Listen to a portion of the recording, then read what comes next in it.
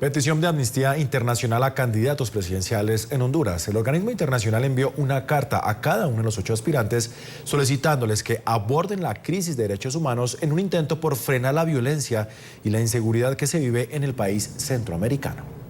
Sin embargo, a menos de 24 horas de que inicien los comicios, solo un candidato presidencial respondió la solicitud.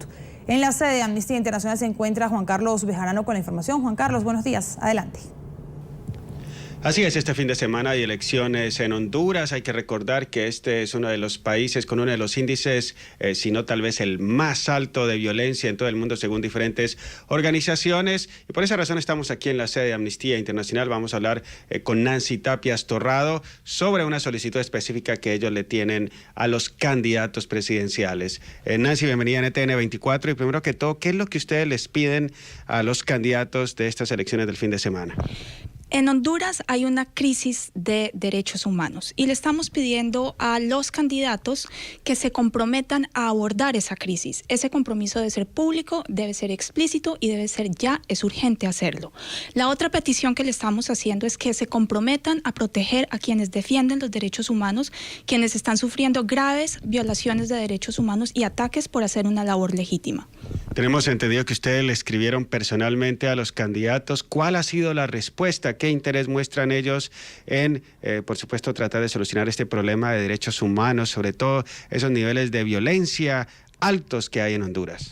Nosotros escribimos el 24 de octubre, a un mes de las elecciones, a cada uno de los 8 candidatos presidenciales, pidiéndoles justamente que hicieran explícito ese compromiso en cuanto al tema de violencia, el tema de inseguridad, el tema de impunidad, el tema de violencia contra quienes defienden los derechos humanos y la atención sobre la gran vulnerabilidad que están sufriendo varios grupos de personas como los indígenas, los garífunas, las comunidades LGBTI, las mujeres.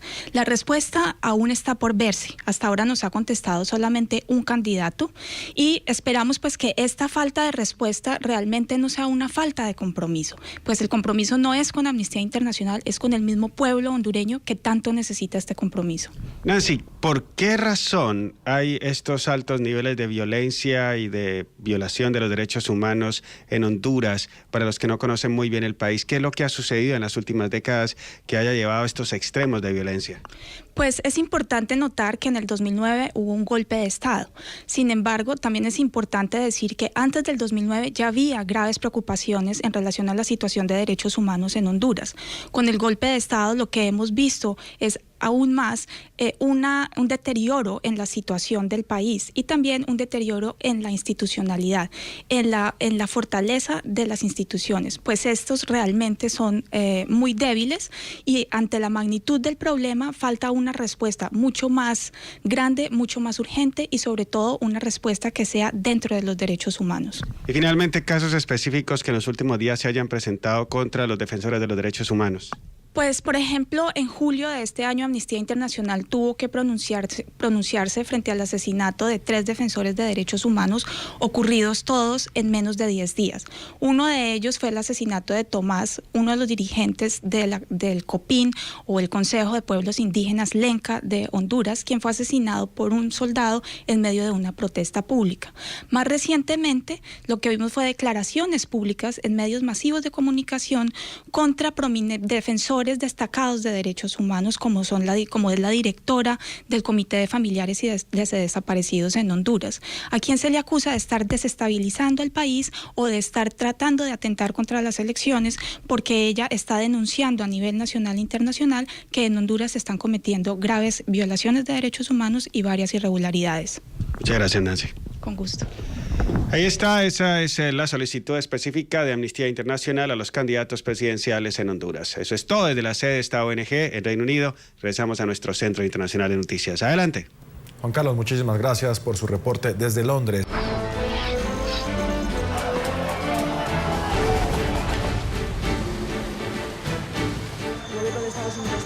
La administración Obama ha entregado 3 documentos sobre su esquema de seguimiento a las comunicaciones revelado por las filtraciones y la responsabilidad no quiere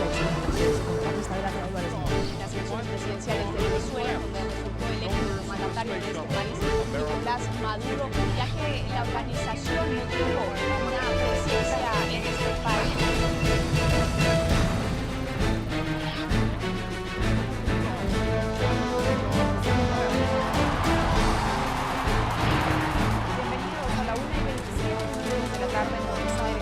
Karen Pereira, presidente de Levante. Comenzamos. Lo que significa este movimiento.